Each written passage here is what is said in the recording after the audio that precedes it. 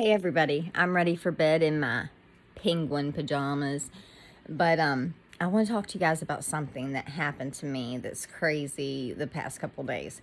Okay, yesterday when I pulled in my driveway, there was a light on inside my building, okay? And it was the first thing I noticed. It was dark and the light was on and it shouldn't be on. Like, I have a key to that building, but I never ever go in there. Like, for no reason. I've never been in that building.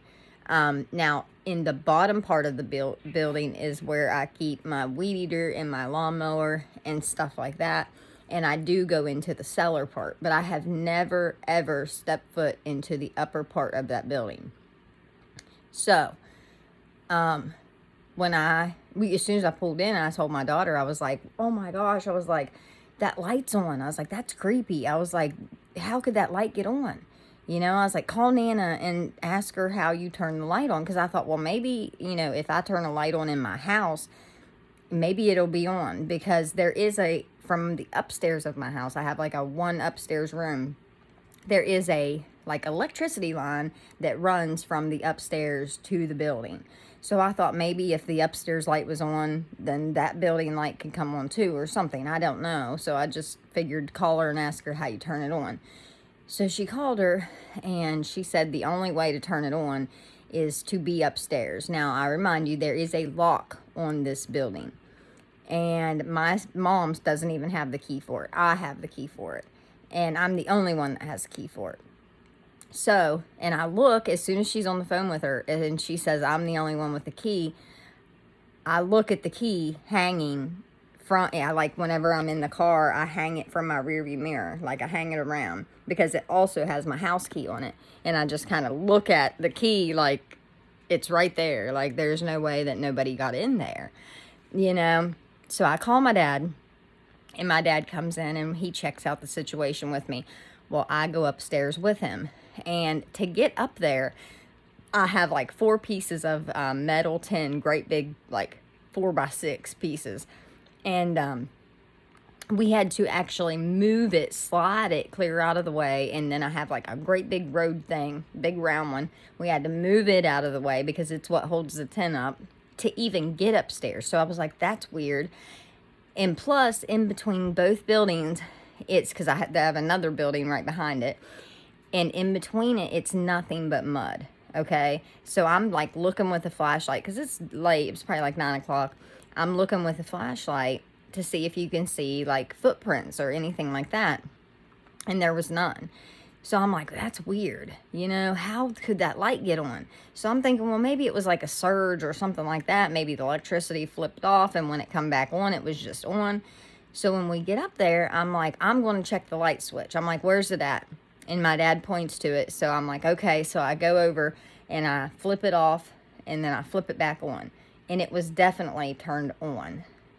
Somebody had to turn it on. So anyways, we start, scoping out the situation, just looking around, making sure nobody's up there.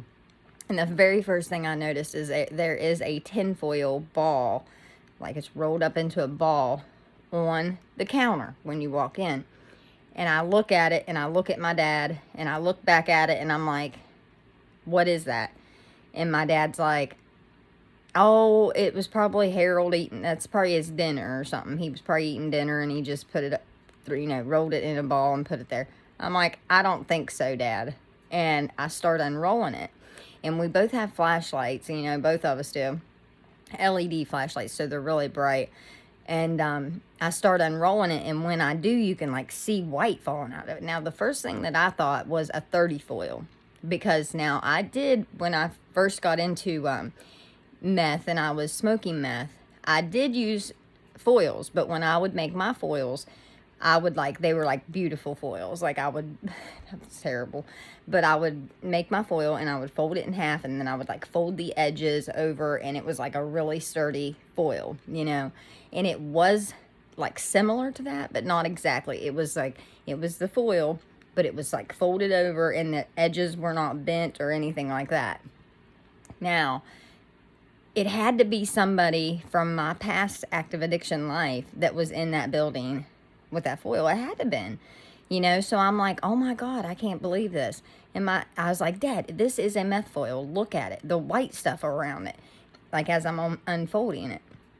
Well, then I flip it over, and as I flip it over, you can see like still the meth in the foil, and I just immediately roll it back up, and I like set it down to the side because I'm gonna take it and I'm gonna throw it away because I don't want that shit in my house or on my property. Period. You know, I don't want it around. So, anyways, my dad's like, "Oh, it was probably from a long time ago. A long time ago, whenever you lived here, when you were trapped in active addiction." Somebody broke into this garage and stole 4 tires, or rims and tires. He said they were for a Blazer. And I'm like, what? I'm like, why didn't you tell me? And he's like, well, we didn't know. We thought maybe you might have knew. And I was like, well, hell no, I wouldn't let somebody take stuff out of that building. Now, since I've got clean, I've also noticed that my radar detector is missing out of my truck, that my peace sign ring that my children got me from Kay's Jewelers, which is an expensive ring. Actually, it was my daughter because my son wasn't born yet. It's also missing. You know, so the people that I ran with before were absolute thieves. Like they were. Like they were thieves. Now, I'm not going to accuse just one person of it because I don't know who it could have been. There's a few people it could have been. I don't know.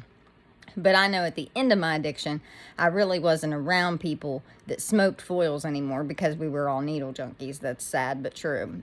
But anyways, so because of this happening, today I take my son to visitation center to go with his daddy for the weekend. Now, a lot of times when he goes with his daddy, I spend the weekend sleeping because it passes time by like so much faster. Like I'll watch TV and I'll fall asleep. Then I'll get up and I'll eat and I'll watch a little bit of TV and I'll go back to sleep because it feels like time goes by so much faster, and it's like he's here really quick again. And I miss him very, very badly. Like we are so attached to one another. So anyways, we drop him off. Then my daughter and I go to McDonald's and we get kitty cones, and we come back home. And I tell her, wake me up at 10 o'clock because I have a hair appointment tomorrow to get my hair done. And I was like, I want to take a shower. That way my hair's dry by in the morning when we go to get my hair done. And she's like, okay. And I don't know if because that happened to me yesterday about the foil, that it was like in my subconscious mind or whatever. But today I dreamed that, remind you, dream, this is all fake now. All the other was real, now it's fake. So I go to sleep today and I dream that my dad and I are in my living room. And I have a remote. This is my TV remote for my bedroom.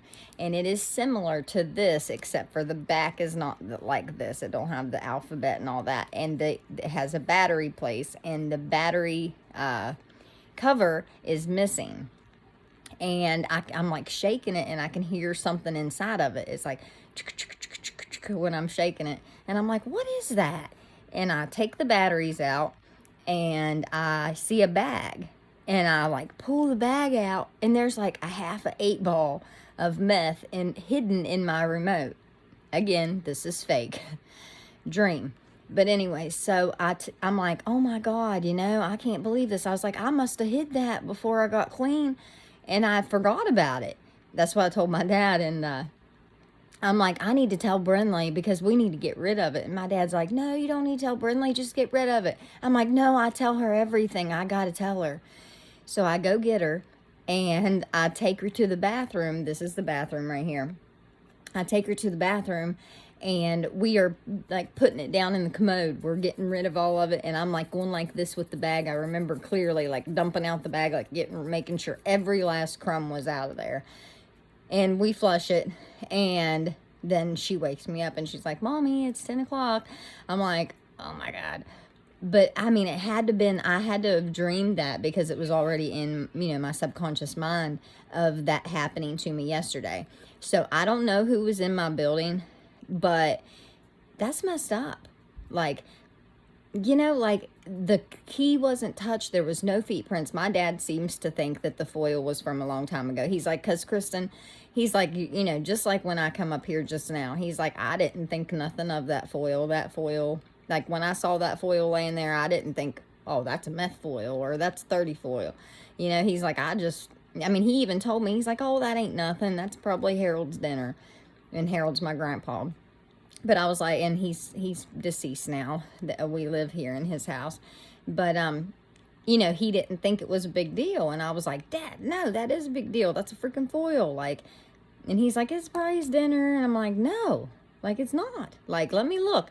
And so I unfolded it. And as soon as I unfolded it and I saw that it was about this thick in a square, and I knew, I was like, oh my God, I can't believe this. Like, somebody was up here at some point. Like, that is the kind of people that I hung with. And I'm so grateful that I don't have people like that in my life anymore. People that lurk around on my property and get into my buildings. Like, that is, you have no business in my shit.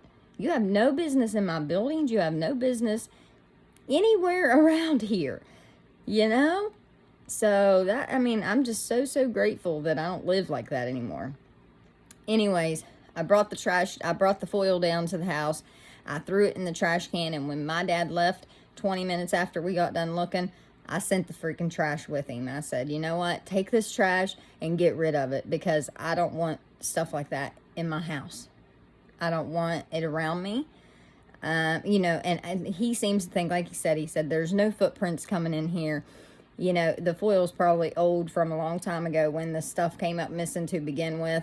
You know, and I was like, well, somebody had to turn the light on. Somebody had to turn the light on. Like, that's weird. And anyways, this is even crazier. Earlier in the day yesterday, I was bitching to my mom about my neighbors, and I took a picture. And the first thing I thought of when I seen that the light was on, I said, oh my gosh, I took a picture earlier today. Let me look back at my picture and see if the light's on in the picture that I took. So I look back at the picture, and the light is on in the picture that I took. Now, the day before yesterday, I never left the house at all. Like, at all. Like, Bubby and I were home all day long. And Brinley did, and she went to her friend's house. And I asked her, I said, when you came home, because she came home, it was like 9 o'clock at night. And I said, when you came home, was the light on? Because you would notice it. Like, it's as soon as you pull in the driveway, it's right straight in front of you, up. Like, it's something you would notice. You know, you just would. You would notice that light's never on, and you would notice it. And she's like, no, it wasn't on then. So it had to have been sometime between, not last night, but the night before. It had to be turned on then, and before like 3 o'clock yesterday afternoon. Like, it had to have been turned on. So I don't know who was in the building or whatnot, but it's just crazy. But so I look back at the picture that I took, and I zoom in, and I'll post a picture maybe with this or somewhere around this. Now, if this is on my YouTube, it won't be on there because I can't post a picture on my YouTube. But I look at that picture, and I swear, to me, it looks like a ghost woman with long gray hair and gray bangs. And you can, like, see, like, the eyes just look like big black eyes. And you can see the face and everything. And it looks like she is there's 6 panels of windows. And it looks like she is in the upper middle window. And like I said, there's no footprints going into the garage or anything like that. Like, and you would see, like, the tin wasn't moved on my side. And if they would have come in from the other side, you would have seen feet prints in the mud. So it's just concerning to me of how anybody could have got in there without moving the tin or leaving feet print, you know? So, just weird. I wanted to share that with you guys because it's just blows my mind. But I love you all, and I hope you have a great night. God bless.